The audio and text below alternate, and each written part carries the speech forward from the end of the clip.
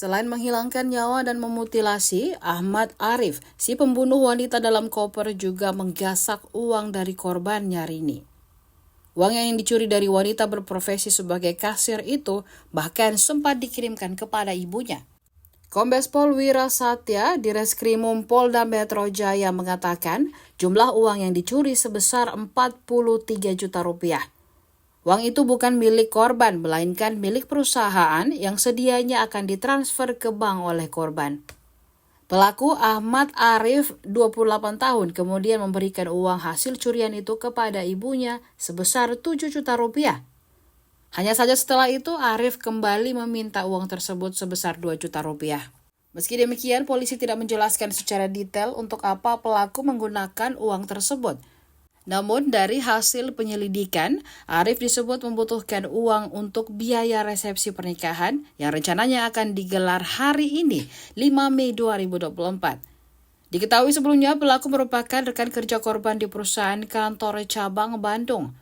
Meski sudah beristri, Arif nekat menjalin hubungan terlarang dengan RM. Keduanya bahkan sudah sempat melakukan hubungan suami istri jauh sebelum pembunuhan itu terjadi. Pelaku tega membunuh Rini di hotel pada April lalu karena sakit hati dengan ucapan korban yang minta dinikahi. Jasad korban selanjutnya dimasukkan ke dalam koper dan dibuang oleh adik kandung Arif ke kawasan Cikarang, Bekasi.